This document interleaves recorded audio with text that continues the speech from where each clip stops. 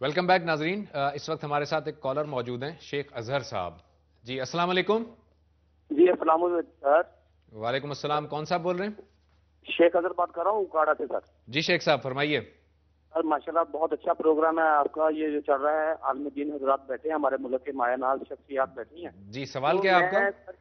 یہ میں کہنا چاہ رہا ہوں کہ مدارس و قیام پاکستان کے بعد سے ہی کام کر رہے ہیں ہمارے ملک میں, لیکن جب تک بیرونی مداخلت ہمارے ملک سے ختم نہیں ہو جاتی, ہمارے ملک میں اس وقت تک امن کی فضا قائم نہیں ہو سکتی.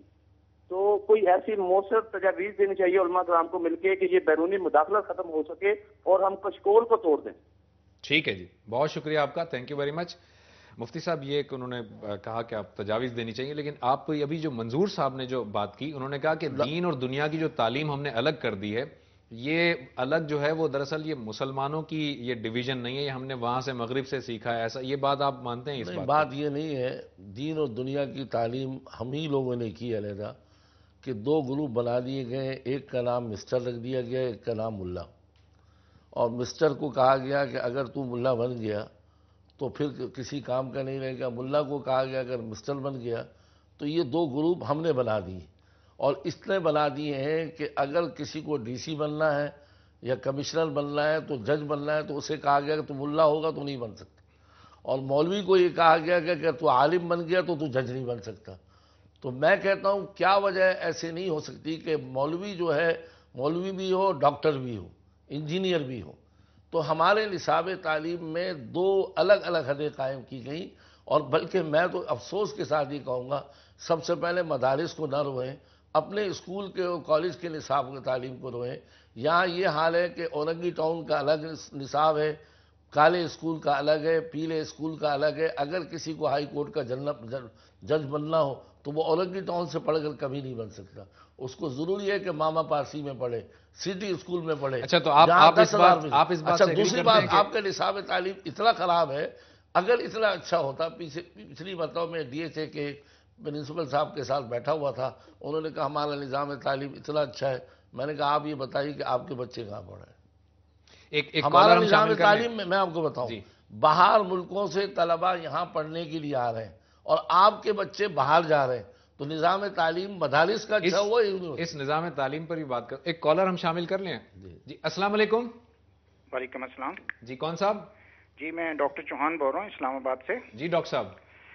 میں آپ کا یہ پروگرام دیکھ رہا ہوں, ہے بڑا انٹرسٹنگ. صرف آپ کو اپنی چھوٹی سی بیک گراؤنڈ بتا دوں کہ میں امریکہ میں واشنگٹن میں ایک تھنک ٹینک میں ایز اے وزٹنگ اسکالر کام کر کے آیا ہوں تقریباً 18 ایئرس. جی آپ سب واقف ہوں گے بروکنگز انسٹیٹیوٹ, جو کہ ساؤتھ ایشیا پہ کنسنٹریٹ کرتا ہے. جی امریکہ میں اٹ سیلف جو ہے, جو ان کے کرسچن مدرسے ہیں جو آمش کے اندر چل رہے ہیں, مورمنز کے اندر چل رہے ہیں, اور انہی مدرسوں میں سے ایک ان کا جو سٹاف سارجنٹ ٹیمتھی مکوے تھا, جس نے اوکلاہوما میں فیڈرل بلڈنگ کو ٹیررسٹ اٹیک کر کے تباہ کیا اور اس میں 650 امریکن کو مار دیا.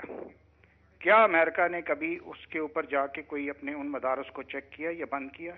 یا کبھی پاکستانی گورنمنٹ میں مشرف نے یا زرداری نے یا گیلانی صاحب نے کبھی ان کو چیلنج کیا کہ جی ہم آپ کے مدارس کے بھی پروگرام چیک کرتے ہیں, دیکھنا چاہتے ہیں؟ انہوں نے کبھی نہیں کیا.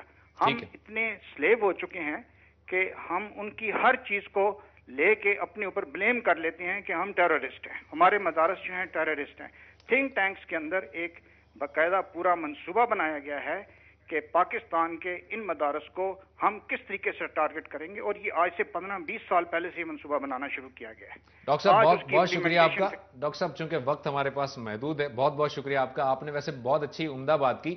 مفتی صاحب آپ سے میں ابھی کمنٹ لوں گا, لیکن ڈاکٹر صاحب آپ سے پہلے میں بات کر لوں.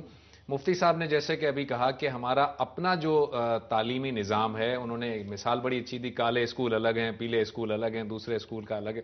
کیا آپ دونوں صاحبان سے میں پوچھ رہا ہوں پہلے آپ سے کہ کیا ہم اس بات پر ایگری نہیں ہیں کہ کم از کم 12ویں جماعت تک کا تعلیمی نظام ایک جیسا ہونا چاہیے, اس میں مدارس کی اور دنیاوی تعلیم کی تخصیص بھی نہیں ہونی چاہیے, ہر جو بچہ پیدا ہوتا ہے وہ 12ویں جماعت تک ایک جیسی تعلیم حاصل کرے, اس کے بعد اس کی اپنی صلاحیتوں کو دیکھتے ہوئے تخصص اس میں ہو. اگر وہ بایولوجی میں جانا چاہتا ہے, میڈیسن میں جانا چاہتا ہے جائے, انجینئرنگ میں جانا چاہتا ہے انجینئرنگ میں جائے, اور اگر وہ اسکالر بننا چاہتا ہے قرآن اور حدیث کا تو وہ بنے، 12ویں تک اگر ہم سیم کر دیں. آپ سے بھی میں پوچھتا ہوں، پہلے آپ سے میں معلوم کر لوں. نہیں، بالکل درست یہ بات کہ ہماری ایجوکیشن پالیسی میں یونیفارمیٹی ہونی چاہیے، تاکہ وہ مسٹر اور مولانا کا والا مسئلہ نہ ہو. یونیفارم پالیسی جو ہے نا اصل میں اس ملک کی بقا کے لیے ضروری ہے.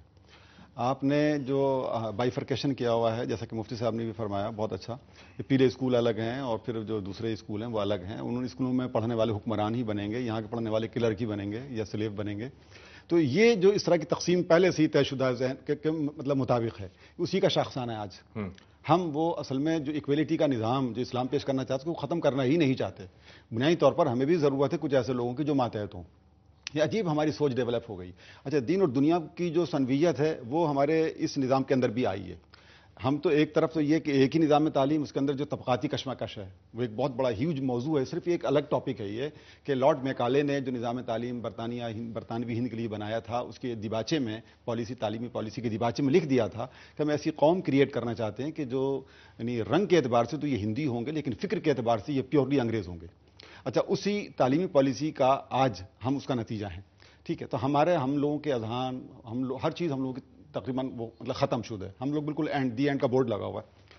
نظام تعلیم کے اندر وہ لوگ جو مدارس کا نظام لے کر بیٹھے ہوئے ہیں، یہ وہ نظام آج کا نہیں ہے. ظاہر ہے کہ اس کے ڈانڈے ملتے ہیں اصحاب صفہ سے، اس کے ڈانڈے ملتے ہیں دار ارقم سے، یہ متعلق ہے مصعب بن عمیر سے جو اللہ کے رسول نے بیت عقبہ ثانیہ کے بعد بھیجا.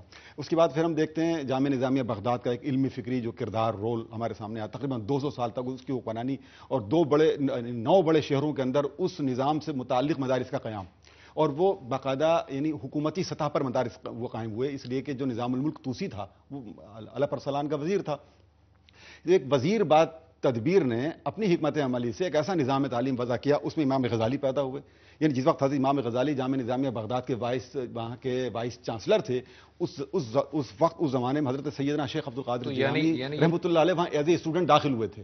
آپ بتائیے اتنے بڑے تاریخ پر جن کے اثرات مرتب ہوئے، امام غزالی جیسا آدمی، حضرت سیدنا عبد القادر جیلانی وہ جیسا آدمی، یہ لوگ اس جامعہ نظامیہ بغداد کے فارغ التحصیل ہیں. جامعہ نظامیہ بغداد کا یہ اثر تھا کہ جن شہروں کے اندر بھی یہ مطلب یہ سسٹم آیا ہے وہاں پر اسی نام کے ساتھ رہا. لیکن یہ جو ملا نظام الدین سہالوی ہیں جو اس وقت کا موجودہ ہمارا سیٹ اپ ہے درس یہ نظامی کا، اس کے اور اس کے درمیان تقریباً 450 سال کا فرق ہے. اس 450 سال فرق کے بعد یہ جو نظام بنا ہے اس کے اندر سب چیزیں بہت اچھی طریقے سے مینیج ہوئی ہیں، لیکن اس کو اپ ڈیٹ کرنا چاہیے تھا. وہی میں کہہ رہا ہوں کہ یہ جو ہمارا جو اسٹرکچر ہے پورا کا پورا، اگر ہم اس کو انٹر لیول تک اگر یکساں کر دیں. میں پہلے ایک چھوٹا سا بریک لے لوں. ناظرین، ایک بریک کے بعد واپس آتے ہیں اور گفتگو کو کنٹینیو کریں گے بریک کے بعد.